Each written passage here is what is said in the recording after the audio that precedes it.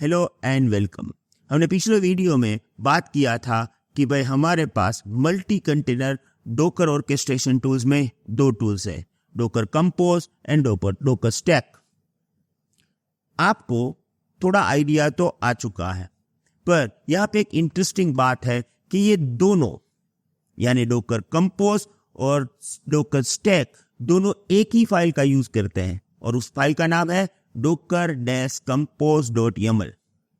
अब दोनों अलग अलग तरीके से काम करते हैं। एक जो है वो कंटेनर बनाता है, एक वो सर्विस बनाता है, पर फाइल तो एक है। तो कैसे ये सिंगल फाइल यानी कि docker-compose.yaml का यूज करते हैं ये दोनों, उसके बारे में हम बात करने वाले हैं इस वीडियो में। So let's start.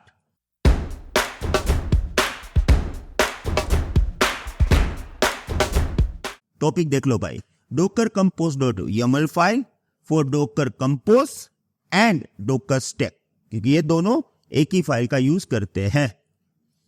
अब पूरा का पूरा 7 डिफरेंस मैंने आपके लिए बनाया है, आप एक बार देख लोगे, टॉपिक कॉन्सेप्ट क्रिस्टल क्लियर हो जाएगा, right. So let's start with the docker-compose.yaml for docker compose।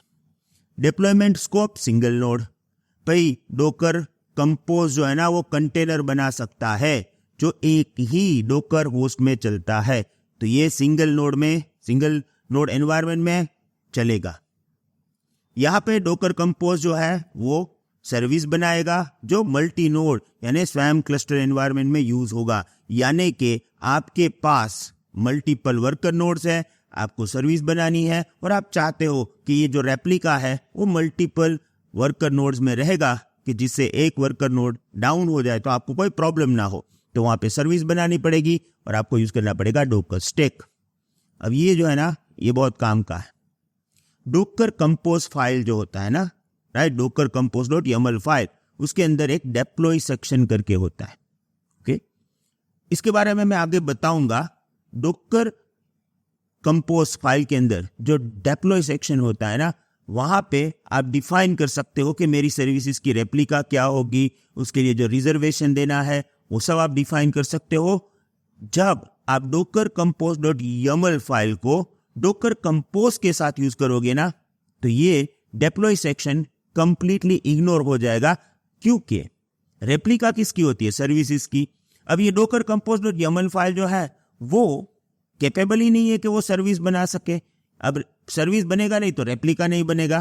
तो ये अगर डेप्लॉय सेक्शन होगा ना आपके docker-compose.yaml फाइल में, बट जब आप उसका यूज डोकर कंपोज कमांड के साथ करोगे वो इग्नोर हो जाएगा, उसका यूज नहीं रहेगा। यहाँ पे ये तो पूरा यूज करेगा, supports full deploy section including replica, resource limits, placement constraint, ये सब आप यहाँ पे डिफाइन कर सकते हो। ये तीनों चीजों की कोई जरूरत नहीं होती है डोकर कंपोज को, क्योंकि यहाँ पे मल्टीपल डोकर होस्ट है ही नहीं, तो फिर प्लेसमेंट कंस्ट्रेंट या कुछ भी आप क्यों डिफाइन करें। वैसे मैं बता दूं, प्लेसमेंट कंस्ट्रेंट का मतलब ये होता है कि आपको कोई पर्टिकुलर कंटेनर कोई पर्टिकुलर डोकर होस्ट में ही चलाना है, राइट। आपने डिफाइन कर दिया है कि मेरा SQL डेटाबेस सर्वर या तो जो रेप्लिका है वो सिर्फ वर्कर नोड 1 में ही चलेगा, दूसरे में नहीं चलेगा, तो वो प्लेसमेंट कंस्ट्रेंट होता है जो वो डिफाइन कर सकते हो आप यहाँ पे विद द डोकर स्टैक, जो आप डोकर कंपोज में नहीं कर सकते हो। नेटवर्किंग, यहाँ पे नेटवर्किंग क्या होगा? Bridge mode. क्यों? क्योंकि सिंगल होस्ट में ब्रिज मोड ही होता है। यहाँ पे supports overlay networks for communication across the multiple nodes, क्योंकि आपको मालूम है, आपने ओवरले नेटवर्क सीख लिया है, तो आपको मालूम है कि अगर आपके पास मल्टीपल डोकर नोड हो गए या डोकर होस्ट हो गए तो उसके बीच में कम्युनिकेशन कराना जरूरी है और उसके लिए हमें ओवरले नेटवर्क चाहिए। तो docker-compose.yaml फाइल का यूज जब आप डोकर स्टैक के साथ करोगे तो ये ओवरले नेटवर्क बना सकता है। docker-compose.yaml फाइल का यूज आप डोकर कंपोज कमांड के साथ करोगे तो वो ब्रिज मोड बनाएगा। Secret management does not support docker secret, यानी पासवर्ड वगैरह के लिए यहाँ पे supports docker secret for secure management of sensitive data. Environment variable जो कई बार आपको डिफाइन करना पड़ता है, जैसे डेटाबेस के लिए पासवर्ड वगैरह सेट करना है, वो सब कुछ आप docker compose.yaml फाइल में सेट करते हो। Support environment variables often using env files. अब यहाँ पे supports environment variable with enhance orchestration feature. दोनों एनवायरनमेंट वेरिएबल सपोर्ट्स करते हैं, बट यहाँ पे थोड़ा इनहेंस होता है with the docker stack. Production usage best for local development and testing. Testing के लिए बेस्ट है। ये पूरा लैब वगैरह मैंने सेटअप किया ना, सब कुछ मैंने किसे किया, डोकर कंपोज एक होस्ट में। उसके बाद सब चलने लगा तो फिर उसको मैंने स्टैक बना डाला, राइट।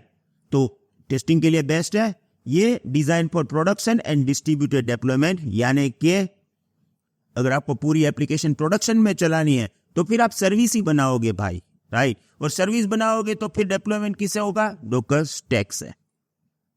इमेज हैंडलिंग, अब ये है ना बहुत बड़ा प्रॉब्लम है भाई, राइट। इमेज हैंडलिंग में डोकर कंपोज बाजी मार जाता है और टेक्निकली ये सही होता है। मैं आपको समझाता हूं। देखिए, इमेज का मतलब क्या है। अगर आपको कोई कंटेनर बनाना है तो इमेज चाहिए, ओके। अब जनरली आप क्या कर सकते हो, या तो आप इमेज बना लोगे। कैसे, आपके पास डोकर फाइल होगी, आप उससे इमेज बनाओगे और उस इमेज का यूज आप डायरेक्टली डोकर कंपोज.yaml में कर लोगे टू क्रिएट कंटेनर। ये पूरे वीडियोस हमने आगे देख लिए हैं। अब यहां पे डोकर कंपोज में ये कोई प्रॉब्लम है नहीं, राइट। अब क्या करो, डोकर फाइल बना लो और उसी डोकर फाइल से इमेज बनाने का काम डोकर कंपोज.yaml कर लेगा with the option known as build if you are using docker compose.yaml file with docker compose command। मैं ये कहना चाहता हूं कि अगर आपके पास डोकर फाइल है, आपके पास इमेज नहीं है, आपके पास क्या है, डोकर फाइल, और आप चाहते हो कि डोकर कंपोज.yaml उसी डोकर फाइल का इमेज बना के उसी का कंटेनर बना ले, तो ये हो सकता है विथ डोकर कंपोज, राइट। ये चीज आपको याद रखना है। फिर से बोलूंगा, सॉरी गाइस, सॉरी। मैं जानता हूं कि आप ये वीडियो एंजॉय कर रहे थे, सडनली मैंने बीच में आके आपका पूरा मजा बिगाड़ दिया। पर अगर आपको इस वीडियो का फुल एक्सेस और हमारे डोकर कोर्स के आने वाले सभी वीडियोस का इंस्टेंट एक्सेस चाहिए, 130+ वीडियोस इंक्लूडिंग प्रोजेक्ट्स, तो आपको एनरोल करना होगा हमारे कोर्स में, जिसके लिंक डिस्क्रिप्शन में है। साथ में हम इंक्लूड कर रहे हैं हमारा 24/7 support, life time update, weekly live session with Bhavesh Shatara और कंप्लीशन सर्टिफिकेशन भी। फिर भी आपको कोई करियर गाइडेंस चाहिए या कोर्स रिलेटेड कोई भी क्वेरीज हो तो आप मेरे नंबर पे कांटेक्ट कर सकते हो। Thank you.